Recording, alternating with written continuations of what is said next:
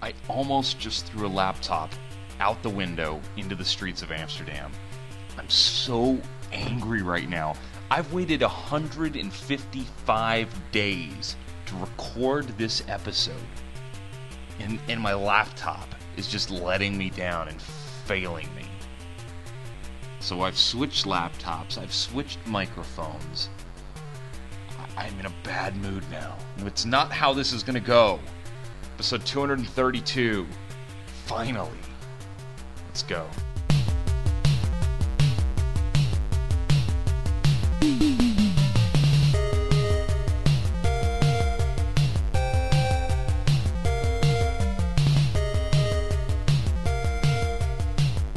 And there's a noise gate on this show. It's driving me crazy. Welcome to Coast2Coast Pinball. My name is Nate Shivers. This is a podcast, sort of. It's a commentary. I'm a man out of quarters or euros or francs or whatever. I don't know. Frustrated. Frustrating. Hello, everybody. Hello, Teresa. She didn't hear me. Coming to you tonight. I don't even know what day it is. What is it? It's Monday night, March 20th, 2017. It's been 155 days since episode 232, or 231, or whatever. I think I recorded from Thailand, or something. It's been a trip. It's been a trip. So, where have I been? I wrote down some notes, because I wanted to get to this episode. I've been trying. Like, you don't understand how many times I've sat down to do this episode. Like, many, many times. And just things keep getting in the way, or life, or whatever. So, places I've been since last episode. I've been all over Germany. Like, I've got Germany just covered. I've been there. I've been all over the UK, from Brighton to Bristol to Sheffield to Glasgow, all over the UK. France. I've been to France so much, I started saying France, and people started laughing at me. I've been to Nantes and Nice and Paris and Lille and Lyon, and yeah, lots of places in France. Beautiful, lovely, it's great. It's the best France, really. Switzerland, Geneva. I went to the Geneva Auto Show. It was a work thing, I don't know. Cars, yay, lights, big, huge trade show. Been to Austria, Vienna, Graz. Seemed great, amazing. Saw some music stores and some restaurants. Been to Copenhagen, Denmark. Looks a lot like Amsterdam, just a little colder and taller buildings. I've been to Ghent, Belgium. Had a really long meal at a very fancy foo-foo type restaurant where the portions were like tiny. Like my main dish at this restaurant in Ghent was this fancy chicken dish, and I was so excited to finally eat something that wasn't fish. And I get the chicken dish, and I've had chicken strips from Jack in the Box bigger than the main course of the chicken dish at this fancy restaurant that was like 85 euros a person, whatever. I've been back and forth to the United States twice since we last spoke, maybe 3 times. I might have lost a trip in there somewhere. And I've been to some other places in the Netherlands and in Belgium, and I've been traveling. I've been all over the place. I moved to Amsterdam with Teresa. We moved to Holland, to the Netherlands. Here we are. And I'm literally looking out the street at Beethovenstraat, which means Beethoven Street, for those of you who don't speak Dutch like I do now. It's all my Dutch. And I'm looking out the street. There's a tram right out there, tram number 5, which runs right in front of our apartment here. And I'm sorry I've been gone, I guess. I mean, I am sorry. It's been stressing me out a little bit because this podcast means a lot to me. I've put a lot of effort into this thing over the past few years. But I got to tell you, when I was in my former position with Taylor Guitars, I was a district sales manager. So I handled a group of accounts from San Diego, but all my accounts were in New York and New England, so I traveled out to them. And I'd been doing that job for 2 different companies, Taylor and another company before, for almost 15 years. And I really knew how to do that job. Like, I had that job just dialed in. Like, I could get around to golf in some weeks.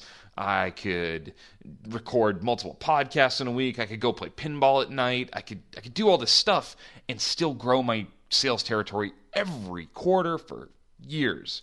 I really had it dialed in. I knew what I was doing. So I have a new position with Taylor Guitars. My official position is Director of Sales, Europe, Middle East, and Africa. So that's a lot of area. it sounds fancier than it is because it's really Europe. Because in the Middle East we have like a couple distributors, and in Africa we have one distributor who are all pretty low maintenance. But nevertheless, I'm no longer responsible for a few accounts. I'm now responsible for 6 outside salespeople, 4 inside salespeople, a business development manager salesperson, a customer service rep, and I have dotted lines to some service people. So what that all means is I don't have any time anymore. My time is no longer mine. I have given my time up to my group, my team, and I gotta tell you, I've never been so busy in my entire life. Never. And I love it. I do love it. It's actually fulfilling. I'm one of those jerks that like wakes up and loves his job. I love what I do. And it's been a tough time just balancing the work aspect because it's the beginning of this. This is all new. I'm learning, not only am I learning new people I work with, I'm learning new accounts to work with in different countries that speak different languages in different markets. It's all very different, so I'm learning a lot.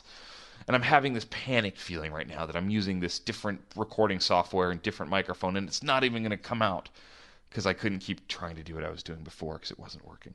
So I'll tell you a funny story before I get into the rest of this episode. I was having such a problem recording this episode, and I have some notes because this show is going to be very little pinball, I'm warning you now, and mostly just a catch-up. Really, it's a lot of excuses of why I haven't been doing shows, let's be clear. But this is a catch-up show, just to say hello, let you know what the plans are in the future, and say hi. Because, man, I get a lot of email, and I got a lot of listeners, and I appreciate the heck out of you guys. So I was getting really frustrated, and I tried recording this episode probably 15 times tonight. I was having either static through the microphone, which I cannot explain. I'm almost wondering if it's the different voltage in the current in the computer. I don't know if there's something weird Dutch going on making my microphone staticky, or the program was just freezing up, which it was doing that to me on Pinball with the Pros editing, which we'll get into that later. But it happened over and over. Restarts, resets, everything. Nothing was fixing it. So I stormed out of here and went into the bedroom where Teresa's trying to avoid me right now. And I grabbed my phone and I said to her, I was going to text a friend of mine and see if he wanted to just come on the show via a Skype call. And I was going to trash my plans for a catch-up show and just do a Skype call and talk pinball with somebody and pretend like I'd never gone anywhere.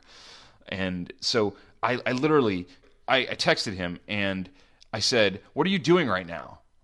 And I put "right now" in caps, like, "Dude, what are you doing?" And he literally, I looked down and I noticed a photo of a T-shirt in my text message feed, and the photo says, "Surely not everybody was kung fu fighting," which normally, yes, that's kind of funny and clever, and I would probably go, "Haha, look at what my friend Bob sent me. Haha, surely not everybody was kung fu fighting." And I noticed I hadn't noticed that message yet, and I hadn't texted him for like 2 weeks. So I thought, that's funny, that one didn't come through. And I looked at the timestamp on it. It was 9:49 p.m. And then I looked at the timestamp of me texting him, "What are you doing right now?" Also 9:49 p.m. And I wrote, "Wait, when did you send that photo?" And he wrote, "I sent this photo just now." We texted each other in the same exact minute. Like literally in the same minute. That's weird. So anyway, my friend Bob is not coming on the show right now. He's currently spear fishing in the Bahamas with lobsters and no beard. So here we are doing the show that I originally planned via alternate means. Hopefully it works. So what was I saying? I'm really busy. And I know that's such a cop-out excuse, but friendly listeners, let me tell you right now, I am very busy. And that's not like a bragging thing. That's not like oh, I'm so important and I'm so busy. I'm just telling you, my mind does not shut down right now because I'm learning a lot of new stuff. And I'm having to make decisions that have much more impact than decisions I've ever made, ever in my life, as far as professional stuff goes. Like, I'm making decisions worth tens and hundreds of thousands of dollars sometimes, where that never happened before. I might be making decisions of thousands and maybe $10,000s of dollars, but I'm making big decisions. Oh, horrible European ambulance. Can you hear it? Listen. Horrible European ambulance. Those have the worst ambulance sounds. I hate their sirens. Anyway, so I have a lot on my shoulders right now, and I want to do good. I want to do a good job, just like I've always wanted to do a good job with Coast to Coast Pinball. So I've been completely distracted, and quite honestly, I've been very removed from pinball. I haven't had a lot of time for pinball. So I don't want to disrespect you, friendly listener, and say, hey, look at me. Listen to my show. I got a show about pinball, even though I'm not really up to date and current on what's going on in pinball. And I haven't been playing that much pinball. There's no pinball machines in my residence right now. That sucks. When I left California, I sold off Twilight Zone and Metallica, and I kept my America's Most Haunted and gave away my Skylab. So I currently only own one pinball machine. It's my America's Most Haunted, and it's at a friend of mine's garage in California. So I'm going to buy pinball machines here, but we're currently in an apartment that's sort of temporary. My company happens to have an apartment here in Amsterdam, which we've been given use of for 6 months. So when you are offered free rent, my advice to you, friendly listener, take the free rent. So we will be moving in the next 90 days or so, and there will be pinball. There will be pinball. So I've been kind of catching up over the last couple weeks, just kind of like diving back in, reading through Pinside Tilt forums, listening to podcasts. Like Don left the Pinball Podcast. What the hell? I have my 100th episode shirt of the Pinball Podcast, and Don's gone. What's going on? Speaking of 100 episodes, Chris from Canada's podcast, Pinball Podcast, he shall not be named, permanently banned from Pinside, New York City, arcade in his apartment, owns the Magic Girl, light show box, Canada. I can't say the name. I don't know. He's at 100 episodes. What the hell? What's going on here? The world is changing. And I listened to his show for the first time in a long time. I listened to I just plopped through some of his shows and listened to the George Gomez interview he did. And I liked it. It was good. Chris is absolutely insane. It's okay. I might even go on his show soon, because I'm okay with that. And I think anybody that gets to 100 episodes of a pinball podcast is putting forth a lot of effort and trying really hard. And I respect the heck out of it. So stay tuned for that, hopefully. We have played some pinball. Teresa and I have gone out and found pinball here locally in Amsterdam. We've played at the Tauntaun clubs, both of them, Central and West, a few other random single machines here and there. We spent some of the holidays in Seattle. We had a really nice evening out at the 8-Bit Arcade Bar. I think I have that right, 8-Bit Arcade Bar in Renton, Washington. That was fun, fantastic arcade. But I gotta tell you, I've been sort of removed from pinball. I got to see the new Harbortown pub in San Diego when I was back for a few days around a trade show in January. They've doubled their machine lineup. That's awesome. But I haven't played a Batman 66. I haven't played Dialed In. I haven't played Aerosmith. I don't even know why you're listening to this show, quite honestly, because I don't... What do I know? Keith Elwin works at Stern now. I think that's fantastic.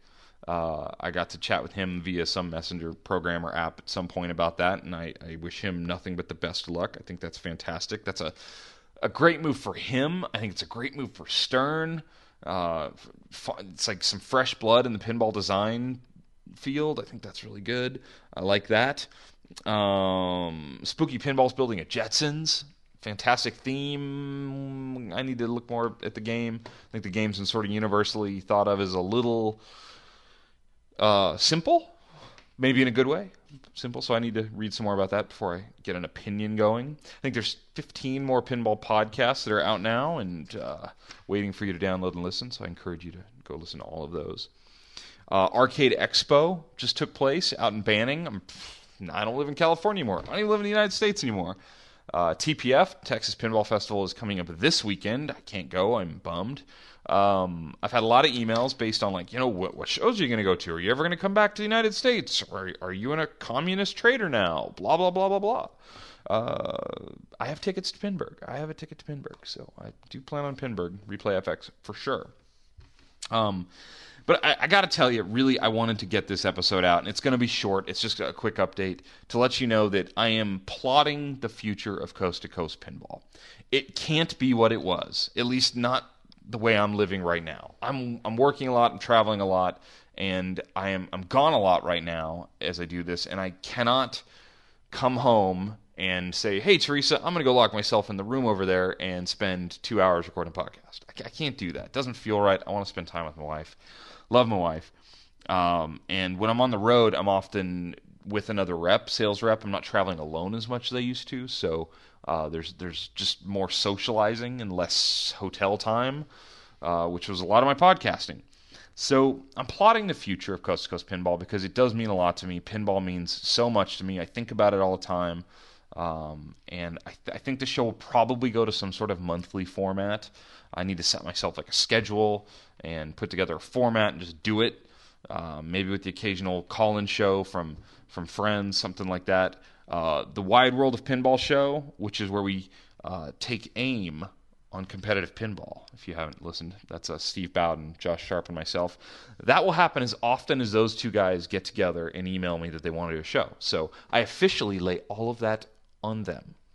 And Pinball with the Pros, we put out the Lyman Sheets Walking Dead episode without the pop-up text because the pop-up text was crashing the computer, which I almost threw out the window a minute ago, which is like an expensive, fancy computer meant to do that show. So I had to put out sort of what I never wanted to do was take away the pop-up text. I thought that was one of the coolest things about the show. People still loved it. It was great. Lyman's awesome. I have another couple of those shows recorded, all ready to go, so I will begin working on those in the not-too-distant future. But yeah, so Coast to Coast Pinball's probably going to dial back, sort of come back, because heck, I've been gone for 155 days, but it's going to dial back to some sort of monthly format, get on a schedule, commit to it, get around, see some of the pinball sites and locations out here in Europe, get to report on that. And go from there, and hopefully people still listen.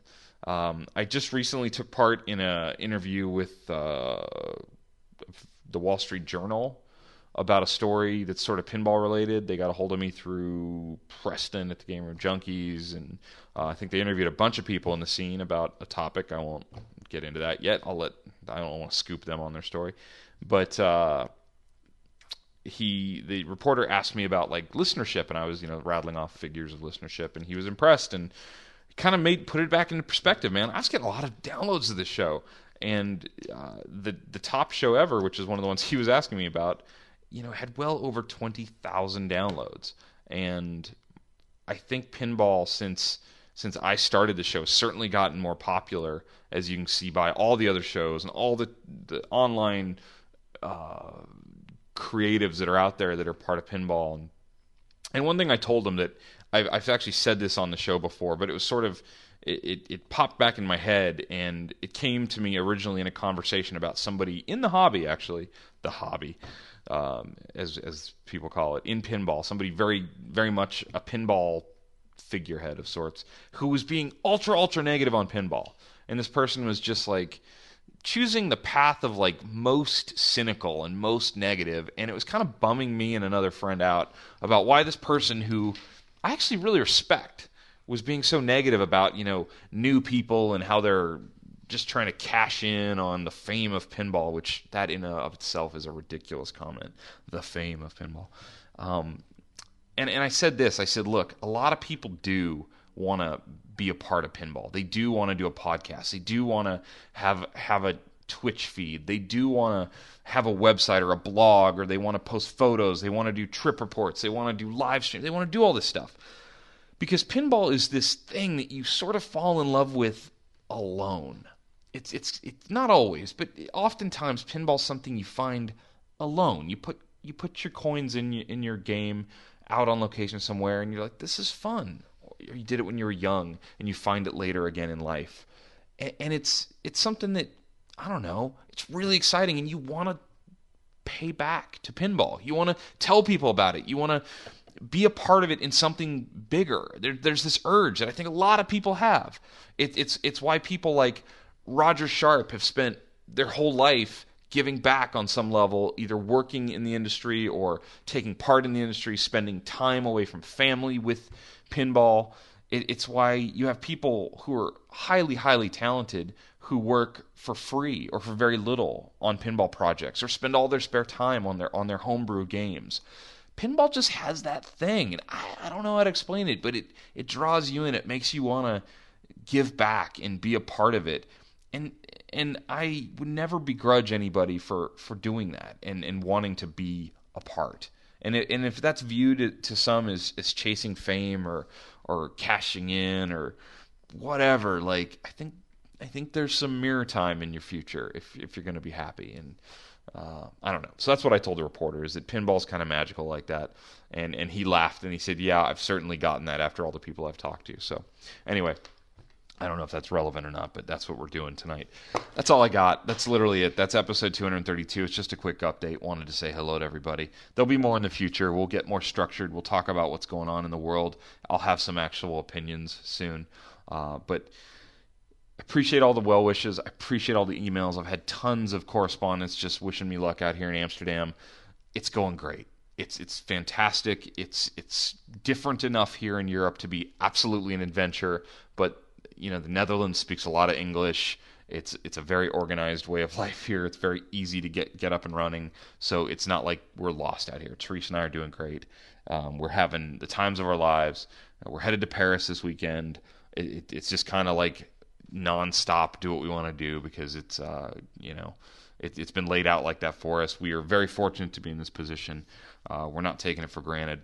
I hope you are all well, friendly listeners. And until next time, play more pinball, be nice to one another, and take care of yourselves.